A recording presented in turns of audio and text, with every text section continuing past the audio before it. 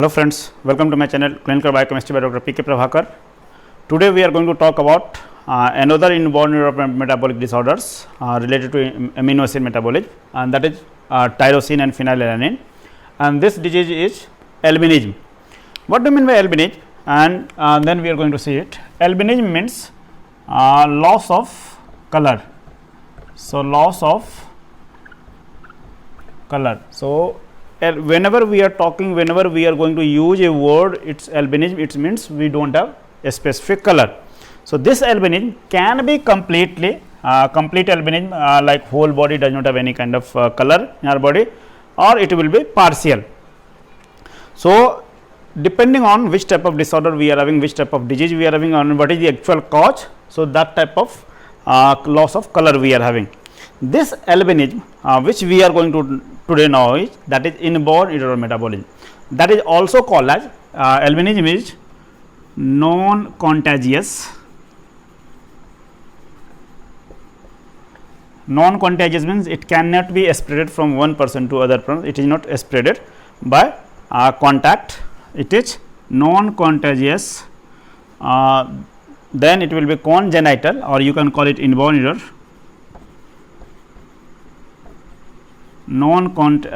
Non-contagious, congenital, autosomal recessive,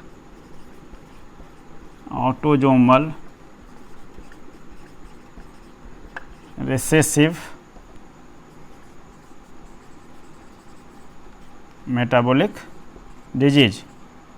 So, every line is having a specific significance, like when we are talking about non-contagious means it cannot be spreaded from one person to other person. Congenital means by birth we are getting it. So, it is from the birth, from the previous generation, from our parents we are going to get it. So, that is why it is congenital, means by birth we are getting it. Autosomal, this disease is like most of the autosomal inborn error metabolism, IEM, this is also autosomal recessive, means to occur this disease we require both the alleles from both the parents. If here is father and here is mother, if only father is having a allele, that is for albinism, mother does not have, mother is having a normal gene. So, when child is having a genes which is having only one allele from the father, not from the mother, so this child will be only carrier, it will not have any kind of albinic disease because it is a recessive. So, to occur disease, to express disease, we require both the allele from both the parents. So, one allele from the father, one allele from mother should have to be there, then only it will going to occur. So, that is why it is autosomal recessive, and it is a metabolic disorder. Why? Because this is the metabolic biochemical pathway where we are having a defect, and that defect leads to albinism, means loss of color. Now, we are having different types of color. What do you mean by color? Like we see plants, it is having a green color.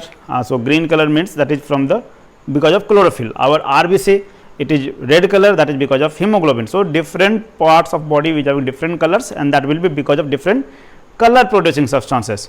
Here normally three places we are having, that is our hair, eye and skin. So, these three places we are having mainly a specific cells, those cells we are going to call at melanocytes. These melanocytes is having a subcellular organelles, that is called as melanosomes. These melanosomes is going to produce a colored substance, mainly it is going to produce different types of colored substance by different combinations, that we are going to call it melanin. So, melanin is the colored substance which is produced in the melanosomes of melanocytes. This melanocyte is a specific kind of cells which produces melanins, and this is present normally at three specific regions. Otherwise, mostly it is present in the skins, then it is present in the hairs and the eye. So, if we do not have this defect, if we are having defect in this melanin production process, so these three organs places we do not have melanin production. So, when we do not have melanin production in these three places, means there will loss of a specific color. So, these things will normally looks like milky white, they do not have a specific color. So, it will looks like white, that is called as albinism. So, this is that is loss of melanin in our body. Now, if we will say melanin, we are going to get the source for melanin, the substrate for melanin is the tyrosine, and tyrosine is the same amino acid which we have discussed in case of phenylketonuria and L-captonuria. So, tyrosine we are getting from phenylalanine. So, we are having phenylalanine that is going to be converted to tyrosine by a specific enzyme, that is phenylalanine hydroxylase, and that then tyrosine will have a metabolic process by which we are going to get melanin. So, first reaction is, this is a common reactions, tyrosine is going to be converted to 3,4-dihydroxyphenylalanine, this is short form we are going to call it DOPA. This DOPA is a kind of neurotransmitter which works in normally in the neurons. So, here it requires a specific enzyme, so name of the enzyme is tyrosinase, and this is a copper containing enzyme. So, it requires copper plus 2 ions, and in this reactions we require oxygen and the product will be water. So, tyrosinase enzyme convert tyrosine to 3,4-dihydroxyphenylalanine, that is DOPA. Same tyrosinase enzymes is going to be used here also, and here it is going to convert DOPA into dopaquinone. This dopaquinone is having two different pathway. So, in first pathway it is going to combine, both are almost non-enzymatic pathway. Now, this both the reactions are non-enzymatic, we do not require any kind of enzymes here. So, in one pathway this dopaquinone is going to combine with cysteines, and then that cysteine derivative is going to be polymerized and ultimately gives us a red color melanin polymer. So, this red color melanin polymer is having, that is a cysteine derivative of dopaquinone, which normally gives me red color in different places of our body. Second route of dopaquinone utilization is, it is converted to non-enzymatically again leukodopachrome. This leukodopachrome again it is going to be converted to 5,6-dihydroxyindole, and here also it requires same enzyme, tyrosinase enzymes, copper plus 2, and same process, oxygen and water. This 5,6-dihydroxyindole is converted to indole 5,6-quinone. This 5,6-quinone is converted to melanochrome, and then melanochrome is ultimately going to give me black color of melanin polymer. This is also polymeric compound, this is also polymeric compound. This is cysteine derivative is a red color melanin, this is which we are getting from the indole derivatives, that is of black color pigment. So, these two normally is going to give me different types of combination of colors. Now, this DOPA, whatever we have got here, that DOPA works as a cofactor for tyrosinase enzyme as well as. So, this DOPA is works as cofactor for tyrosinase enzyme. Now, if we are having, this is the normal metabolic process by which we are going to get from tyrosine to different color of different types of melanin pigment. If we are having a defect in the gene which gives me tyrosinase enzyme, so first we are going to block, this pathway will be blocked, or this pathway will be blocked, or this pathway will be blocked, means ultimately tyrosine is not at all going to be converted into melanin. So, in that case we do not have melanin in our body, neither red melanin we have nor black melanin we are having. So, actually we do not have any kind of color in our body in the those regions, hair, eyes and skin. So, those places normally looks like whitish, or it will be milky white. So, that is called as albinism. Means albinism is main cause, albinism which causes the, which leads to albinism is the loss of tyrosinase gene, that is going to cause inborn error of metabolic process. Now, what are the different symptoms for this albinism? So, because you know that there are three different defects, we have organs which is going to be defective. So, in hair we do not have a specific color of hair, it will not have a black melanin. So, no black hairs, hair will be white, you can see in these pictures also. In case of eyes, iris, we do not have any kind of color. So, iris will be normally translucent, it will be white or it will be blue color iris will be there, and then there are number of defects in the visions. So, those visions defects are we are having defect in the focusing problem will be there. So, proper focus cannot be done by this type of person. Then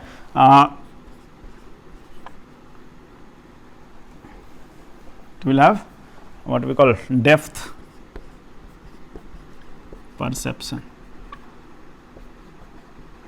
means people who is having this type of defect cannot judge the depth of the any kind of things. So, depth perception will be defective. Then we are having nystagmus.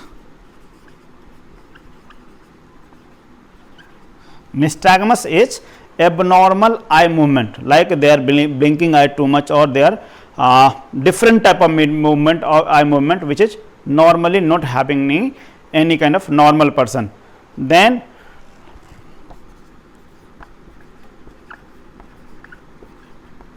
amblyopia means normally the iris or the lens, it should not be in the center, it will be in the dislocation. So, it will be at different sides, either right side, left side. So, it will be not at the proper places, that is called as amblyopia. So, these are the different defects which is going to occur in case of eye, and one of the things they are having photophobia. Photophobia means the person who is having albinism, they have a fear of light, and then in skin also they are having a color loss. So, they do not have proper skin color. So, skin will be completely white, which you can see in the given picture here. Now, because of this loss of tyrosinase enzymes, when we do not have any kind of enzymes and any kind of product, either red melanin we do not have black melanin. So, it is going to cause albinism, which we are going to call oculocutaneous albinism. The defect is called as oculocutaneous albinism.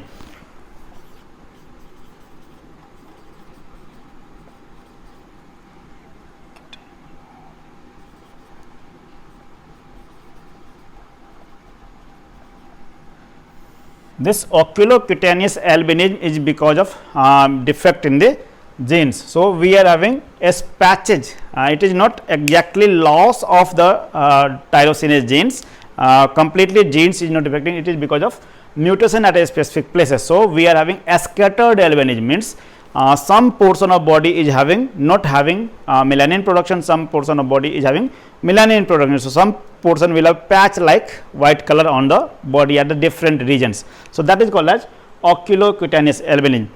Depending on from where it is going to start, we are having it is called as either vitiligo or it is called as leukoderma. Vitiligo is when this color decolorations or the white patches starts from the face region. It will be start from the mouth, it will start from the nose, it will start from the eye regions, it will start from the nipple regions. So, these are the regions from where when this oculocutaneous albinism starts, that is called as vitiligo. So, in case of vitiligo, the albinism is going to start from eye, mouth, nose, nipple regions. So, these are the regions which is going to call, which is we are going to call vitiligo, and in case of leukoderma, it starts from the hands. So, it starts from this specific regions and then it will be scattered throughout the body, it will be spreaded throughout the body. So, this is the basics of albinism, how albinism is going to cause and what are its type. Other than this tyrosinase enzyme defects, there are other regions also because of which we are having a defect in the melanin productions. So, those regions can be, so we are going to list all the possible regions because of which melanin will not be synthesized or melanin will not be produced. So, first and the most important thing is deficiency of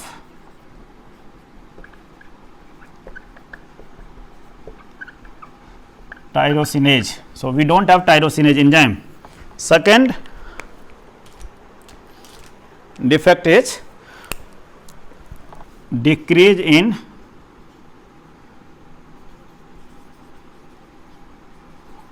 melanocyte or melanosomes. Third reason is melanin polymerization, because we have seen here also it is because of the melanin polymerization, here also because of the melanin polymerization. So, decrease in melanin polymerization reaction. So, no polymerization will be there, we are going to see it. And then fourth,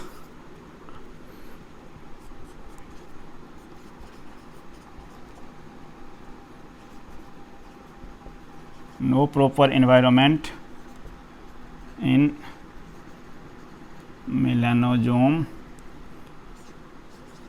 for melanin synthesis. Fifth reason is tyrosine, the substrate. So, if we are having limited tyrosine available in our body, so limited tyrosine in cells. And the last reason is the body will have different kind of inhibitors for tyrosinase.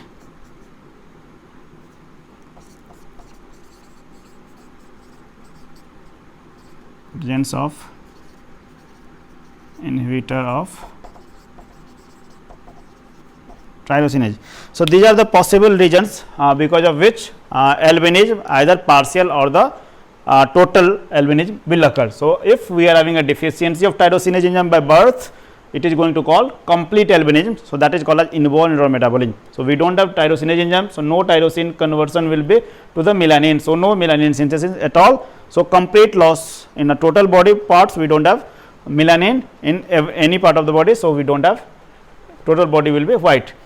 Decrease in the melanosomes or melanocytes, the place or the site where melanin synthesis occurs. So, we do not have sufficient number of melanosomes or melanocytes.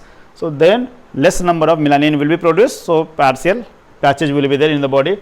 Decrease in the melanin polymerizations, everything is there, but this reaction is not going to happen properly or up to the mark. Then also melanin will be less in the number, less melanin synthesis.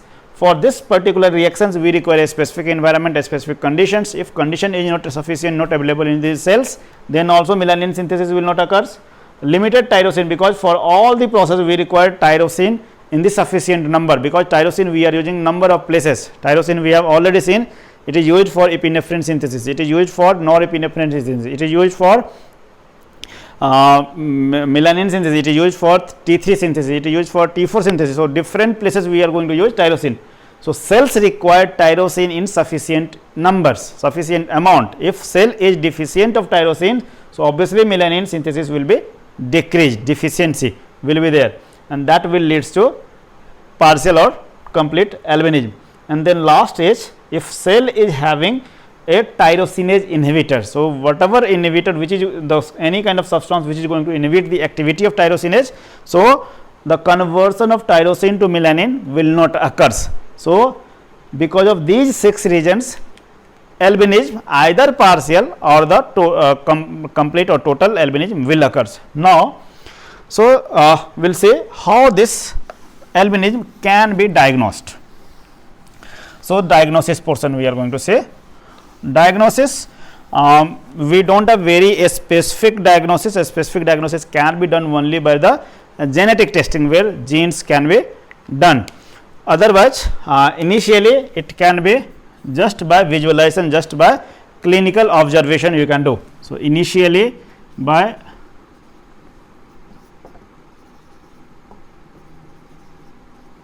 diagnosis by clinical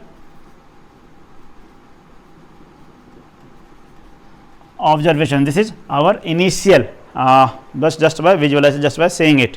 And then if you will go for a skin biopsy for melanocytes, a skin biopsy for melanocytes or for hair bulbs, because in the hair bulbs near the hair roots we are having melanocytes, which gives the color to the hairs.